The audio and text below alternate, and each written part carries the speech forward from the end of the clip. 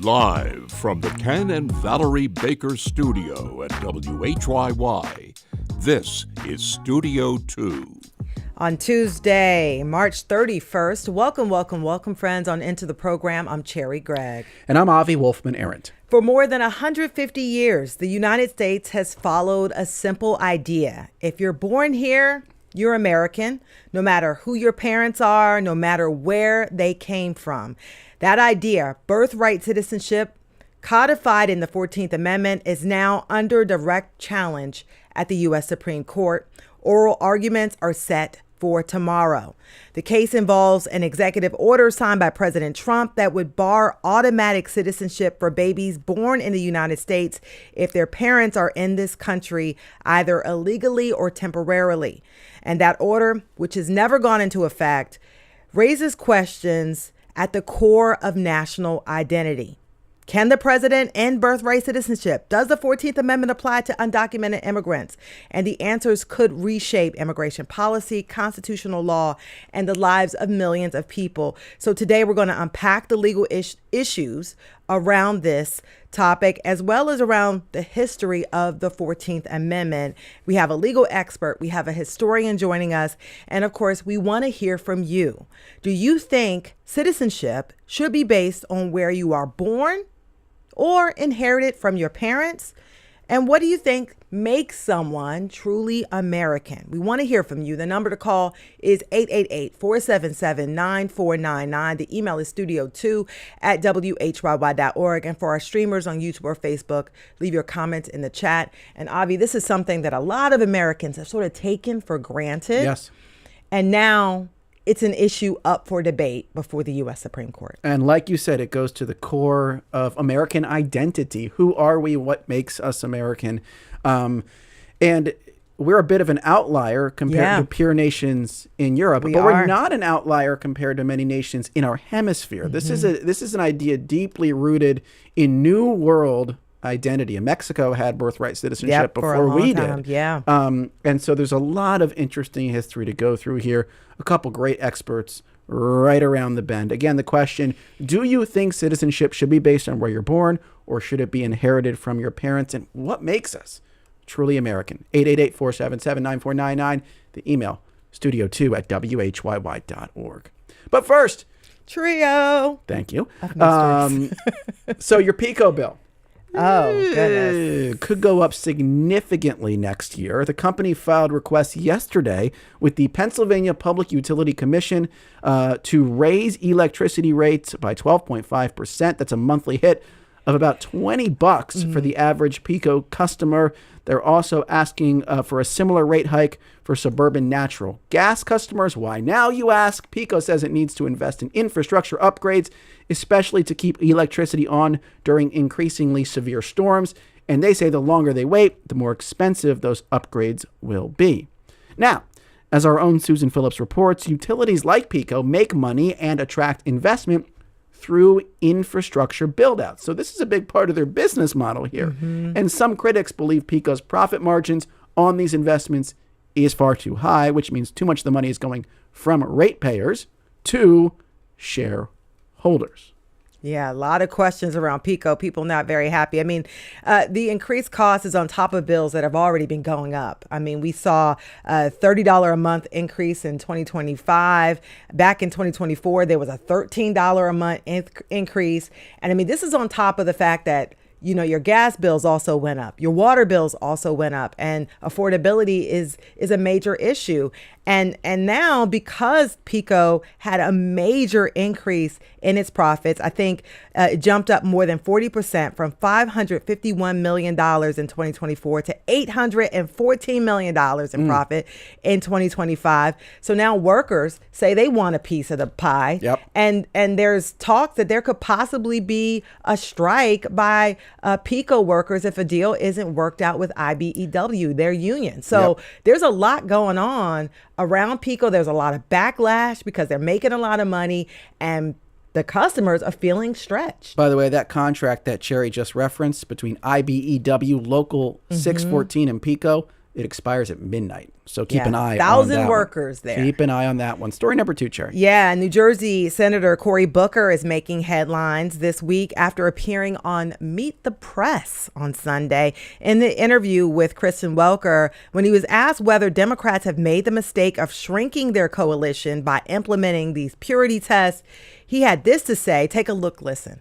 I'm proud of so many things that my Democratic colleagues are doing, but as a whole, our party has failed this moment. It's why I've called for new leadership in America. I've called for a generational renewal. And by the way, he went on to say that the left-right divide is tearing the country apart. He says it is time for a new vision, new leadership, and a new moral imagination that brings people together. He says that he's tired and the country is tired of President Trump being the main character. By the way, Booker was on the show Sunday promoting his new book. It's titled Stand, as he runs for his 3rd term in the U.S. Senate. He recently got married to his wife, Alexis, and he is now seen as a potential candidate for president in 2028, something he has said he is not ruling out. Sounds pretty familiar, doesn't it? Yeah. Yes. Yeah. Oh, you're talking about Governor Shapiro? Yeah. Well, this is the time of year where everyone's feeling out, not ruling out. So not surprising. California Governor Gavin Newsom yeah. also. Everyone's got books. This is the circuit right now. Yeah. By the way, speaking of the circuit, New Jersey Senator Cory Booker is going to be on Studio 2 tomorrow at noon. So we can ask him some questions and you can as well. Tune in for that. But look, Booker's an interesting character, whether or not he runs for president. He's saying don't make Trump the main character. But can you do that and get through a Democratic primary where a lot of the base is really, really mad about the changes President Trump is implementing in this country, including the topic we're talking about today, birthright citizenship, right? So can you run a campaign that is based on ideas and policy proposals and hope, and sort of earn the trust of Democratic voters? I think that's an open question. That is definitely an open question, because a lot of people have said that Booker is just too nice. They want somebody who's scrappy, who's going to get in there and get a little bloody if necessary. Why people have been sort of pointing to Gavin Newsom, who was willing to get dirty and in the weeds with President Donald Trump. So the question is what kind of leadership they want. Yeah. I know that people have been talking about this generational thing. The Senate's old and all that. And there needs to be this generational shift, not just in Democratic politics, but also Republican politics. Yeah. So there's a lot of questions and arguments being made. Right. Now, the devil's advocate argument here would be that generally what people want is the opposite of what they have in American politics. And so if you want to be the opposite of Donald Trump, who is bombastic and self-aggrandizing and attention-getting, then maybe you need to be a nice guy, right? So I don't know. I don't have the answer to this. Political strategists spend 24/7 thinking about these things. But, what Booker is testing here is that theory. I think that you need to be sort of an anti-Trump in the way you present yourself, but not necessarily anti-Trump as much in your rhetoric or in your sort of policy prescriptions. Yeah. So, looking forward to that conversation. By the way, if you have questions for Senator Booker, Studio 2 at WHYY.org. Great plug, Sherry. Yeah, there you Great go. plug. He'll be here tomorrow. By the way, you loving this weather today? I am. I didn't even wear a jacket. The weather is beautiful. The air is filled with the sounds of spring, children laughing, birds chirping. Chirp, chirp. And of course, 2 South Philadelphia ice cream trucks engaged in what appears to be a turf war. Al, hit it. It's a turf war.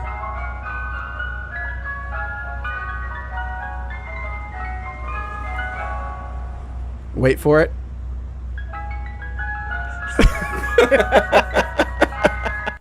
Oh, man, your ears are ringing, right? Oh, my goodness. That chilling video was posted to Philly Reddit by a user named Tick Tick Boom. It shows 2 ice cream trucks on a corner in South Philadelphia, just about 30 feet from one another, blasting competing jingles at one another.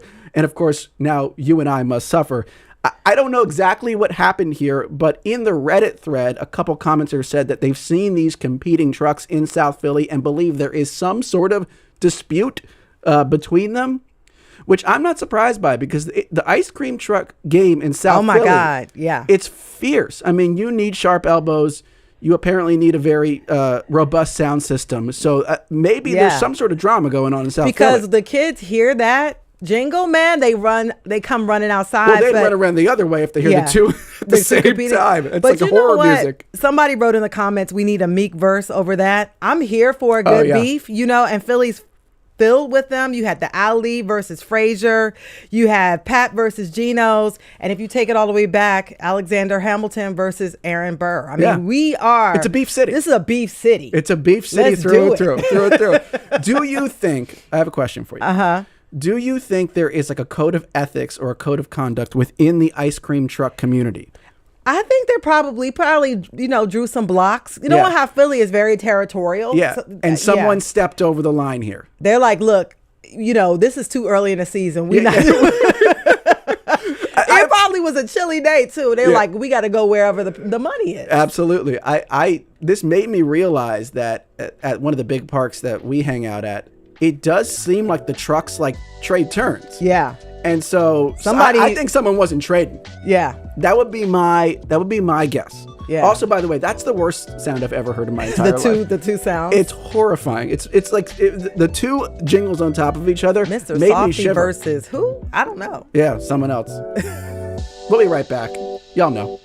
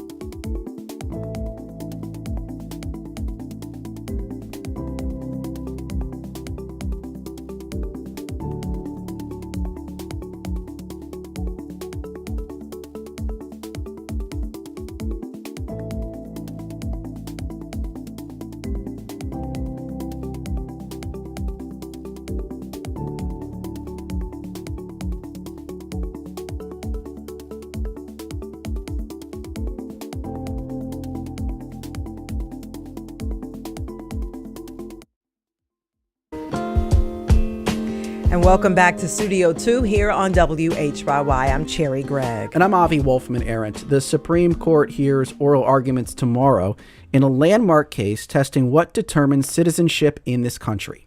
In 1868, the 14th Amendment enshrined birthright citizenship into the Constitution, granting almost any child born in the U.S. automatic citizenship. But in an executive order last year, President Trump asserted his authority to override that amendment and deny citizenship to children born to undocumented immigrants and temporary residents. Now that executive order is before the Supreme Court in a case called Trump v. Barbara. This hour, we're talking about the momentous decision before the court, the history of the 14th Amendment, how it shaped America, and the legal challenges along the way. And we've got two great guests with us to break it all down. Carly Goodman is Assistant Professor of History at Rutgers University, Camden, and the author of Dreamland, America's Immigration Lottery in an Age of Restriction. Professor Goodman, thank you so much for being here. Thank you so much for having me. We also have Anil Calhan, Professor of Law at Drexel University. Professor Calhan, thank you so much for being here.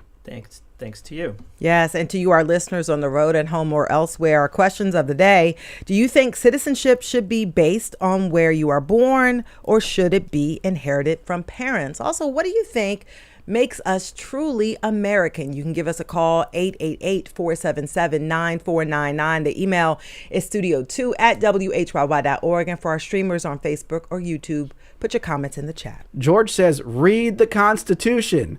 That is why our founders and forefathers created it. Okay, so we will do that, George, in a second. But first, Carly, I am a little curious. This might be a strange place to start, but before the 14th Amendment, lots of people immigrated to this country. How did they become citizens? Was there a system? Was it sort of a free-for-all? How did it work?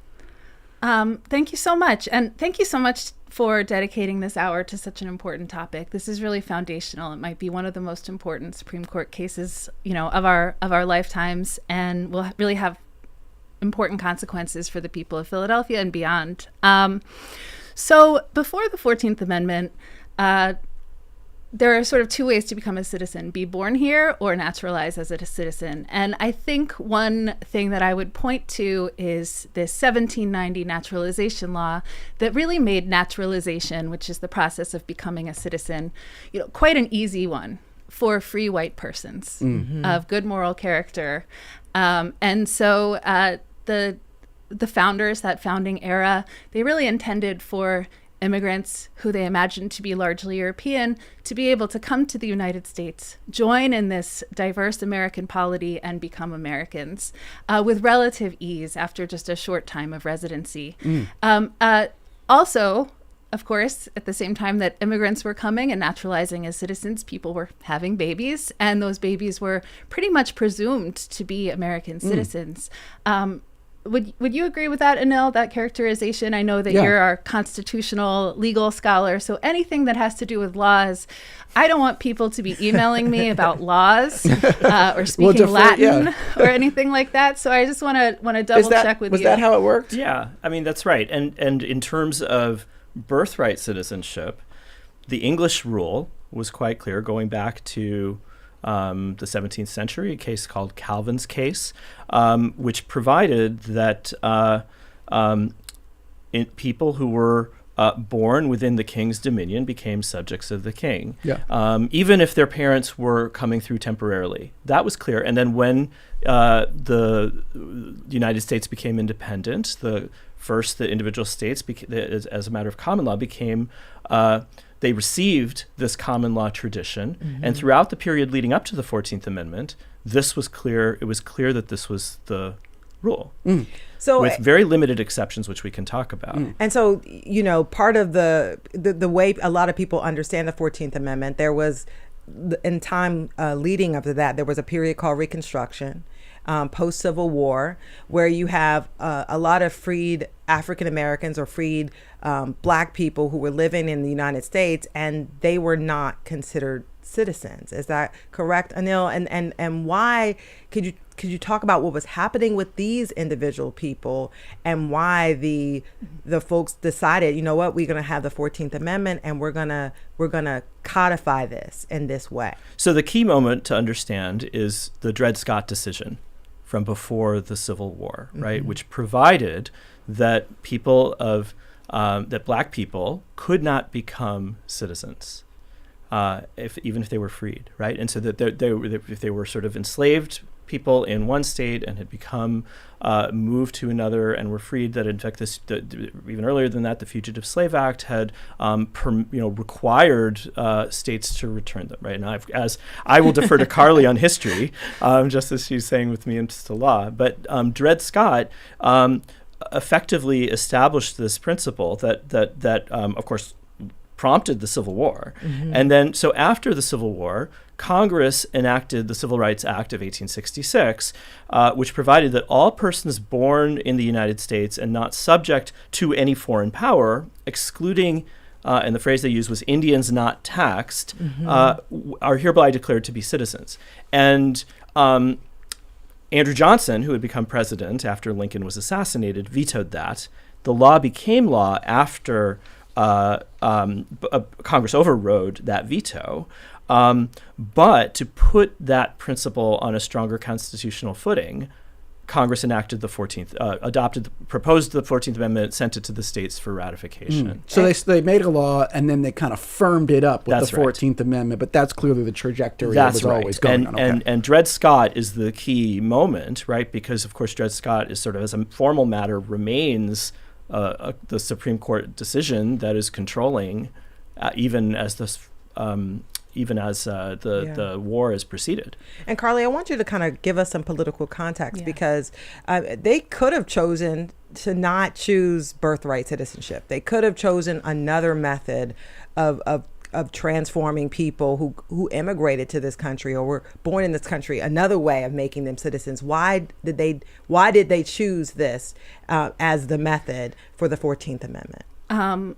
Okay, great question. I want to spend even a little bit more time on Dred Scott and go back to 1857, because I really think this helps set things up to understand the sectional crisis that was happening in the United States at the time, and just to understand also what a horror this decision was by Judge Taney, right? That he said that Black men have no rights a white man is bound to respect, right? And in a way, this was overturning people's citizenship. It was taking people who had been born free, Black people. It said, no, you don't have citizenship anymore, and in fact, you don't have the basis to have rights. And so, Frederick Douglass gives a big speech at this time, and he says that although this is a really dark moment, he's also overjoyed because the abolitionist movement had been building and building and building. From the 1830s, William Lloyd Garrison, to the 1850s, the Fugitive Slave Act of 1850, which had essentially made slavery a national institution that required people to enforce the ownership of human beings, even in places like Boston and Philadelphia, right? That this was really galvanizing for people because people throughout the country could see in their own backyards what slavery meant. And so with the Dred Scott decision, I think the pro-slavery forces perhaps thought this was settling an issue, but it was actually breaking it wide open. Abolitionists had given us an interpretation of the Declaration of Independence that really highlighted liberty and equality as essential founding values, what it means to be American, right? We don't just celebrate being separate from England and having separated ourselves from an empire. We celebrate that this is what the founders intended and laid out. All men are created equal. And so heading into the Civil War, which was fought about slavery, that war wasn't necessarily about emancipation at its outset, but over the course of fighting and with the influence of abolitionists shaping Lincoln's thinking, it became an emancipationist war, a war for emancipation. So then the question becomes, what does that mean, right? Who gets to be an American? Who has rights? How do you make emancipation real? And I think with the Civil Rights Act of 1866, which Congress passed, a radical Republican Congress passed, that was happening simultaneously as some of these southern states were passing black codes and stripping away people's rights. And so I think to your framing there, which I think is just right, this needed to be cemented through a constitutional amendment. And then so let's get to the 14th Amendment here. It begins, all persons born or naturalized in the United States and subject to the jurisdiction thereof are citizens of the United States and of the state wherein they reside. Okay, so that goes through 1868. 30 years later, there's a landmark case, right, Anil, about what exactly this means with respect to the children of people who have immigrated here. So let's get to that case and why it's so important today.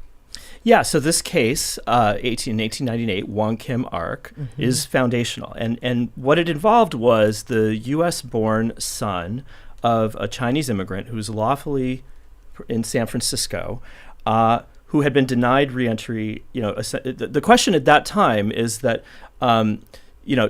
Chinese, the individual is denied reentry, and this is a time of Chinese exclusion, right? People, the parents of children who were born in the United States of Chinese descent could not naturalize and become citizens under the exclusion regime, under the one that Carly mentioned, actually going back to 1790. But what about their children?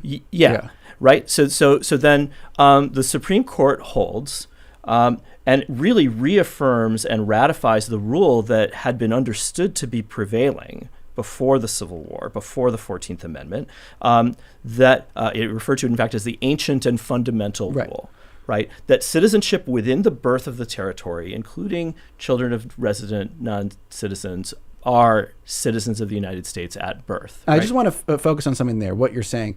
you said it was reaffirming, but it wasn't like a novel interpretation. No. It wasn't like they were just summoning this interpretation of the 14th Amendment. And it's not even like the 14th Amendment was really what was establishing that, because there was a precedent even before that the children of people who come to this country were citizens of this country. That's right. Do I have that right? That's right. Okay. Going back to English common law, this case, Calvin's case from 1608, before the Civil War, common law cases at the state level. There was a case by John Marshall, the Schooner Exchange from 1812, I believe, and it made very clear, right, and of course reinforced by the text of the 14th Amendment. It doesn't. The 14th Amendment doesn't talk about the parents. It talks about all persons born in the United States. And this is the question that kept rising in my mind, because what did lawmakers in 1868 actually mean when they said by the word subject to the jurisdiction thereof? Like, who was excluded from this phrase,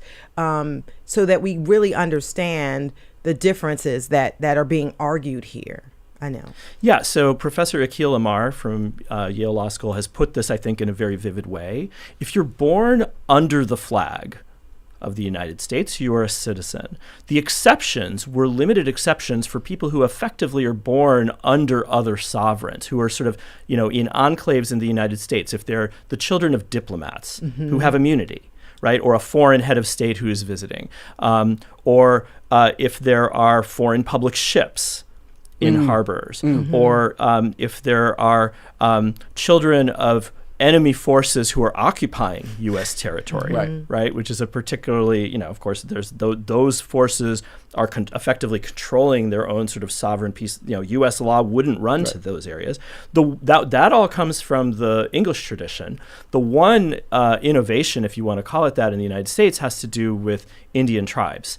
And there's a case prior to Wong Kim Ark, Elk versus Wilkins, which faced this question about what about individuals who were born to members of Indian tribes. And Elk versus Wilkins sort of extended this exception to that situation, because that also involved a sort of distinctive relationships between sovereigns, right? We don't think about it this way today, but in the 19th century, the notion that Indian tribes were distinct and separate sovereigns was stronger than it was today. The civil and criminal laws wouldn't run to Native Americans in tribes. Yeah. And so just to be clear, like and folks were subject to, everybody except the individuals that you talked about. I mean, even if you're undocumented, even if you're here temporarily, these individuals are subject to the jurisdiction of the United States, right? They have to follow the laws here. That's correct? Right. That's right. They're not immune from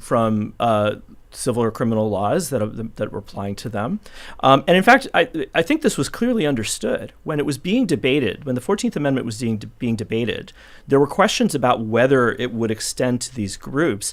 And the debate was really more about whether that was a good idea or a bad idea, not about whether, the opponents of the 14th Amendment, or the skeptics, they understood exactly that this was the case, that it would in fact extend birthright citizenship. And we're worried about that. Yes, openly. They were worried about it, but there was no question about interpreting it differently. Right. Our question this hour: do you think citizenship should be based on where you're born? Should it be inherited from parents? 888-477-9499. You can email studio2@whyy.org. If you're streaming on YouTube or Facebook, drop a comment in the chat. Kamau says, I understand and believe the Constitution to be a living document, but it's not to be reevaluated to push a racist agenda. Instead, it should be revisited to promote more inclusion and diversity, because that is where the nation is going. So the other question that I have, sort of as we talk about this legal conversation, Carly, is how this evolution of birthright citizenship and the codifying and the reaffirmation of it just changes the way Americans see themselves, and how it changes how prospective immigrants see America, and how it changes immigration patterns to America. There's a lot there in that question, but take a bite out of whatever section you want. Like, how does this change the American immigration story? A phrase has come to my mind, which is that birthright citizenship is settled, but the question of who can be an American has never been, right? And so this whole thing, the Supreme Court, what we're doing here, it seems kind of absurd, I think, to people who study this history, because for 130 years, we know what birthright citizenship, we know what subject to the jurisdiction thereof really looks like. And yet, I think we do have this ongoing unfinished project, I think, as our caller mentioned, of sort of trying to figure out what does it mean to be an American? How are we going to define equality and liberty and things like this? And that this is something that we as a people in a democracy have to constantly be contesting and fighting about. Now, immigration, I think, is a really important part of the history of the United States. It's a very important part of like the settlement of the United States. It's part of a lot of our families' own histories, right? And birthright citizenship has enabled the sort of marginal status of non-citizens to be time limited, right? That it ends with the generation of the person who arrives who's not a citizen. When children are born as citizens, they are, profoundly embedded in the society, and they are participants in our democracy, and they get to decide, what does freedom look like? What does it mean to be an American? And so I think that has been very important over the years in making immigration to this country, an attractive idea. Well, because we conceptualize people came here for opportunity, sort of like the streets paved with gold sort of story that we tell ourselves, right? And I'm curious, of course, economic opportunity, I'm sure, is a big part of why people generally immigrated to this country, but also just the idea that this is a place where people believe your children will belong. Like, I know that this is a totally unquantifiable question, but like, how big a factor do you think that has played in inspiring people to want to come to this country? I think, to me, in the United States, the circumstances of a person's birth are not supposed to define and curtail and limit their opportunities in life, right? Mm-hmm. That at its best, the idea of this place is a place where people can come and put down roots and build communities and use their talents and live lives of joy and perhaps expand what we think of when we think of American freedom, right? And maybe this is not the mainstream view, but I don't know, it feels very familiar to me that this is like the story that we tell about the United States, and that the United States has to at least aspire to meaning something, to enacting values that we share in common, that we have to believe in things like equality, democracy, liberty, right? Yeah. By the way, I want to bring in a caller, because our question of the day is, do you think citizenship should be based on where you're born or inherited from parents? And what do you think makes someone truly American? Trish from Newport, Delaware is on the line. Trish, you're on Studio 2. What's your question or comment? Hi. My comment is that it's an excellent way to take health care away from newborns if they turn this around. Yeah. Because the parents would have to go out and prove that they were Americans in order for their kid to get health care and at crucial times. Yeah. Thank you. Trish from Newport, Delaware. By the way, you can participate in the conversation. The number is 888-477-9499. The email is studio2@WHYY.org. Anil, I want to ask you, because what Carly is talking about, this myth that we have around America, like, bring everybody here, we're all going to be equal. This idea that we have about what America is versus the reality of what America is. And legally, we've seen sort of this debate bubble up every so often, and usually it's around people who are not white. And can you sort of walk us through, because this debate sort of happens, it's political, it's racial, it can be racist. Can you help us put this in context? Yeah, and I think it's all of those things, and it's also very contemporary in its origins. I mean, this is something I think is worth lingering upon. Wong Kim Ark established, reinforced, codified a principle that had already been present and in the pre-Civil War period. And then over the course of the 20th century, everybody gets on board, right? There's a dissent in the case itself, but then, for the next 80 years, there's continuing additional cases in the Supreme Court. Congress codifies this into legislation based on a settled understanding. The executive branch itself, which had litigated against this in Wong Kim Ark itself, takes positions that continue to reinforce the solidity of this principle.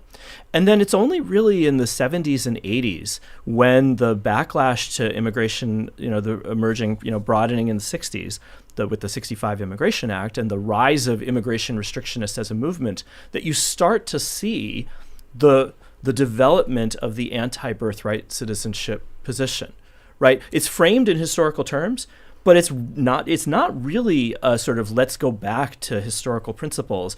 It's entirely an artifact of the contemporary period, right, with all of the things that you're describing about sort of the... Because they're not pointing back and say, let's do it the way we used to do it. No, I mean, that's not how we used to do it. No, they're sort of, they do cherry pick historical positions to try and sort of make a clever argument about history.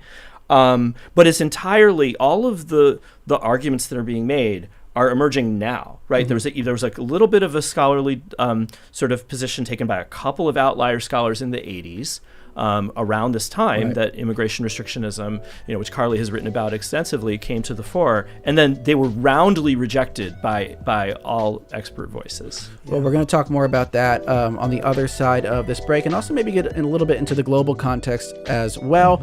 We'd love to hear from you. Studio 2 at WHYY.org, 888-477-9499. We'll be right back on Studio 2.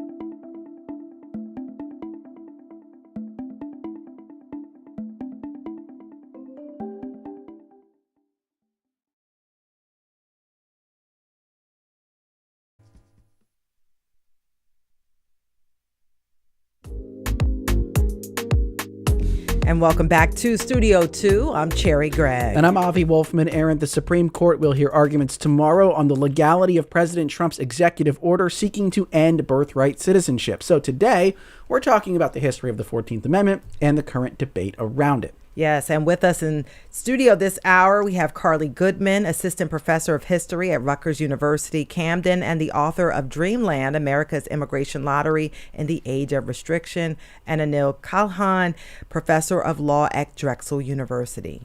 And we want to hear from you, our listeners. Do you think citizenship should be based on where you're born? Should it be inherited from parents? Give us a call, 888-477-9499. You can email studio2 at WHYY.org, YouTube, Facebook. How you doing? Drop a comment in the chat. I like this question from Jesse in East Passyunk because it goes to what you were just talking about, Anil, before the break, the sort of rising backlash against global migration. And it's not just happening in the U.S. There's people moving all over the globe in each and every direction, and that really has intensified over the last, maybe let's say 100 years or so. So Jesse asks, I'm curious to know if your guests know of any other countries that have or had the born under the flag you're a citizen philosophy in early constitutions. How did they change with a more globalized world? So what's happening in this country, the challenge to this law, is it part of a pattern? I mean, as you said at the outset of our conversation, in the Western Hemisphere, the pattern is a very solid commitment, right? There have been other countries that have more qualified positions on birthright citizenship. And the United Kingdom is one example. In the early 1980s, they sort of pulled back on their own history, right? Because, of course, we got it from them. Yeah. Exactly, right? So they pulled back on that. And it caused a lot of disruption and turmoil. I mean, there were longtime residents from the Caribbean and their UK-born children who then suddenly were in the position, right, to the point of your caller earlier, that they couldn't prove their nationality. Then they were sort of subject to circumstances where they lose access to jobs, to housing, other social service benefits, and face the risk of deportation, right? The Dominican Republic is another example. That's the one I was thinking quite of. prominently, right, where retroactively a couple 100,000 individuals of Haitian descent had their citizenship taken away, and in this was, I think, the largest statelessness population in the Western Hemisphere in its history. And that's the other thing that sort of is the specter here. When this happens, the risk of statelessness becomes very prominent, right? It's not only about the loss of access to status and benefits in your own country, but it may be that you don't actually have access to citizenship and nationality anywhere else. Depending where you come from. And Rob Formica on YouTube says, I think most Americans would support restricting birthright citizenship to the children of permanent residents. That's the law in most countries, but that's not what the Constitution says. And so that goes to Carly. I mean, we said this at the outset, and we've just talked about this, that, the United States and many of the countries in this hemisphere are outliers when we look at other countries globally on how we bring in citizens, right? We say birthright citizenship here. How unique is this? And people don't realize there are other options. It's a lot harder to become citizens in many, many, many other countries, Carly. You do not want to be in a situation where Judge Taney can strip you of your citizenship. Yeah. Right? Like, leaving this up to the whims of bureaucrats and administrators and judges is a recipe for a deeply unequal society, a society that resembles 1857 in the United States, where slavery was essentially nationalized, right? And so I don't know if that's convincing to you from a perspective of, like, could you put yourself in the shoes of, but I think anything that sort of loosens our shared commitment to this value is really dangerous for people and would exacerbate already existing, inequalities in our society. Yeah, and I don't know if you can comment on that, because there are a lot of different ways that you can become, I guess a state or a country can choose to allow people to become citizens, and we are outliers. If you look at the rest of the world, there are not a lot of countries where you become citizen just based on where you're born. The alternative would open a Pandora's box, though. I mean, there's something about having, first of all, the Constitution, if you want to change the clear constitutional provision, right, that ordinarily you would think of as requiring a constitutional amendment, right? And of course, that's not the process that's being followed here. But if you were to think about this in terms of not what the text of the 14th Amendment says in terms of persons born, but in terms of the status of their parents, that becomes you have a whole host of complicated inquiries, right? Do you focus on just the mother or just the father? Or do they have to have both parents have that status? Does the government need to inquire about the intention of the parents? Why is the kid responsible for that when they're born here? What if it's uncertain, right? What if their parentage is uncertain, right? There's all kinds of complicated questions that might arise. And it just... in terms of administrability. And I would just add, we have seen in the last year what it looks like to illegalize people, right? To strip away their legal status. We have seen this over and over again, taking TPS status away from people, denying people's, asylum claims. That this idea that legal status is just sort of something that you have or something that you are is completely divorced from the reality, which is that it's quite dynamic, and the state has a lot of power to sort of decide, okay, you're illegal, or your temporary visa means that your child is not born a citizen. So that's a tremendous power to be able to have, and I think one that a lot of us object to, right? Those people who are going out into the streets to protest against ICE, recognize that this is a gross abuse of power against people who are just our neighbors and are just living here. And so if you were to change the rules and create a different system by which you could apply for citizenship as though it was a privilege rather than a right, you would open up, there would be tremendous consequences. Yeah. So we want to make sure we have a little time to get to the case itself and how it might be adjudicated. Let me bring in a caller first. This is Pam from Cherry Hill on line 3. Hey, Pam, you're on Studio 2. What's your question or comment?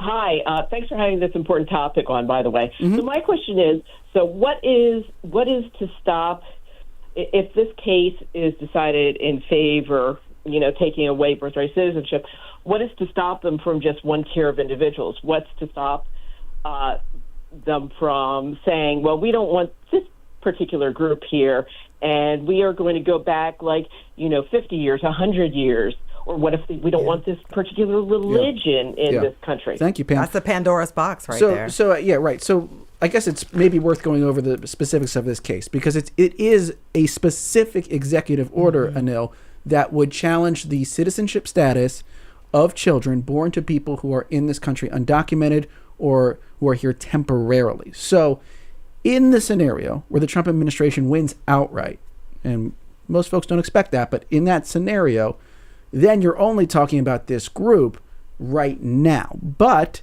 would there be other constitutional backstops against potentially expanding that group in the future to include other people? I mean, the logic of that kind of decision would necessarily, it could not be limited to the groups in this executive order. Yeah. It just could not be, right? Because if what you're saying is that this was never correctly the right principle under the 14th Amendment at all, it really opens the door to the possibility of retroactively questioning the citizenship of people who were born going back as far as you might think. Now, to be clear, though, there would have to be another executive order or piece of legislation that would seek to remove that citizenship, though, right? Yes, okay. But of course, we also have an administration that right. posts on social media that they are looking forward to the removal of 100 million people. Yeah, and that's what makes the legal questions I have, Anil, is this. I mean, how unusual is it that someone tries to go against an amendment to the U.S. Constitution using an executive order? This to me is talking about executive power, and I don't know what precedent this president is using to extend his power to this. I mean, in this presidency, it's not unusual. I mean, there's any number of examples where this presidency is pushing the envelope on settled constitutional understandings, and but this is particularly brazen given how settled this principle is. Right. Yeah. And I guess my follow-up, the court, has there been any indication? If we think about the makeup of the court, we would assume that the 3 liberal justices would sort of uphold the legal precedent when it comes to birthright citizenship. Is there any indication about how the other 6 justices are leaning? I mean, not directly. I mean, we have tea leaves. We'll have, of course, a better sense after the argument. But there's a couple things I would point to. One is that conservative legal and legal academic opinion is divided on this question, right? I think, like I said, the overwhelming weight of expert opinion for many, many years has been in favor of the consensus in favor of birthright citizenship. And most originalist scholars still, I think, favor that view. The people who have started to speak to this in support of the administration's position have done so really only recently. So it's not clear that will, and of course they've gained some head of steam in support of the Trump administration, but I don't know that necessarily that's a good indicator of how some of the conservative justices on that point, because we have a comment here and a question, I think, so some people are wondering, I think, just like, by taking the case, are they signaling something, right? So Ken says, on what legal argument / basis did the Supreme Court decide to take this case? Well, my sort of literal answer to that would be there was an executive order, there was a challenge to it, and the Supreme Court can hear any challenge it wants as long as it makes it to its doorstep. Is there any meaning to the fact that they took this case? I mean, I don't know. I mean, it's the lower courts have consistently ruled against the Trump administration, but I think as long as you don't have a Supreme Court decision on the merits squarely, there's a cloud over the issue, right? In some ways, right? And, so and that's they might try to clear the cloud, or they could, and then this gets to another part of this, right? there is an off-ramp here that entails them not actually ruling on the 14th Amendment. That's right. Because there is another law, I think it's passed in 1952. That's right. That reaffirms this birthright citizenship principle. And they could say, we're not going to look at the 14th Amendment. We're just going to say, well, there's already a law on the books. And if you want to change that law, Congress, go ahead and change that law. And then we can talk about the 14th Amendment. Am I getting that part right? Yeah, there? that's Okay. right. Both in 1940 and in 1952, Okay. Congress enacted a statute that effectively codified the settled understanding. Right. Right. So, and it would go against the conservative approach, the textualist approach to interpreting statutes, to read that statute, I think, in a way that is inconsistent with that settled understanding. Right. Yeah. And I want to bring in a caller because this was my question as we only have 4 more minutes. Minnie from Westchester's on the line. Minnie, you're on Studio 2. If you could quickly give your question or comment. My question is, if the Supreme Court upholds this in President Trump's favor, does that mean a future president can overturn any amendment he wants with an executive order? For example, say the Second Amendment. Could a future president just come and just strike that out? Thanks. Thank you. That's Minnie from Westchester. And so, Anil, I really want to sort of talk about what the implications could be. And Avi kind of pointed to that. But I try to think about what the worst case scenario would be if this were to get through.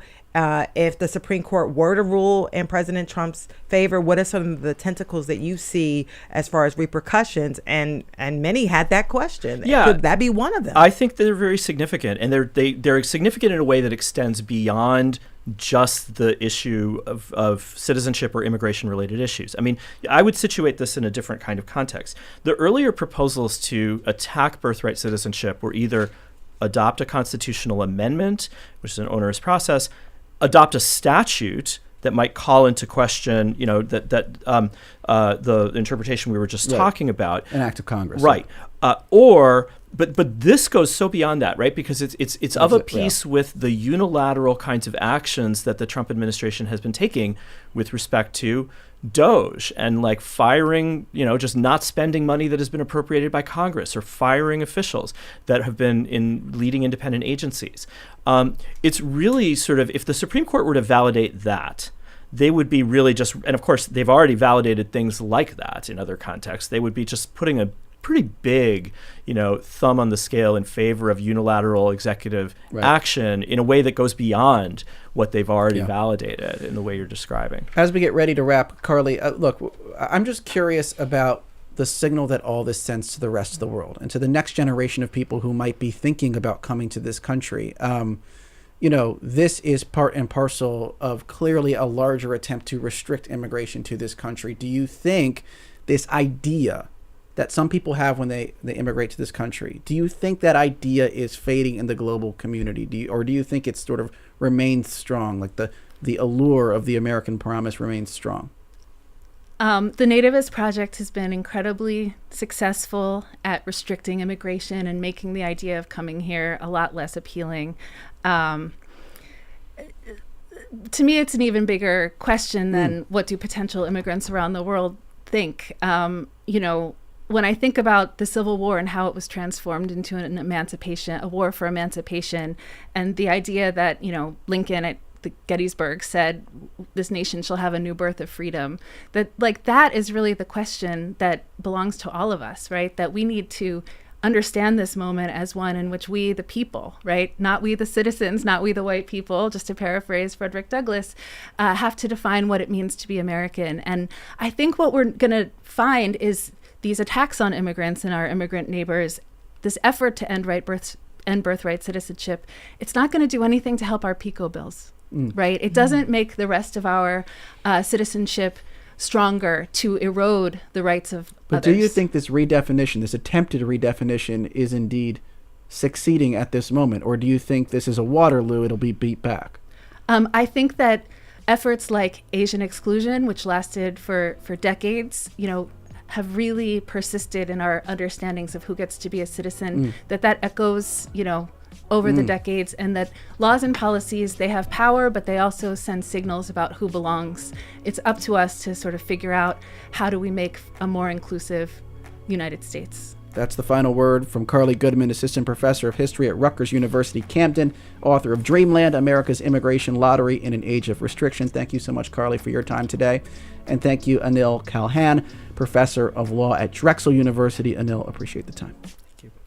And sorry to Mike from Upper Darby. We couldn't get to you. Hopefully you'll call back again. Got to say thank you to our producers, Debbie Builder, Andreas Copes, and Hazel May Bryan. Tina Calicay and Al Banks engineered today's show.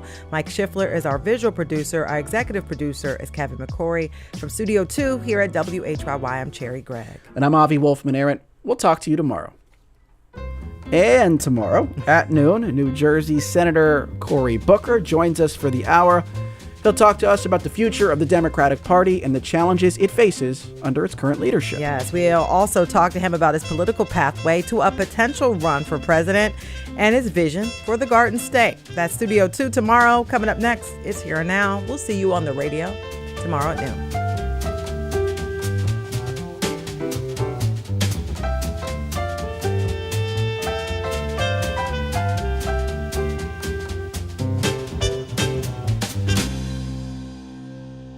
The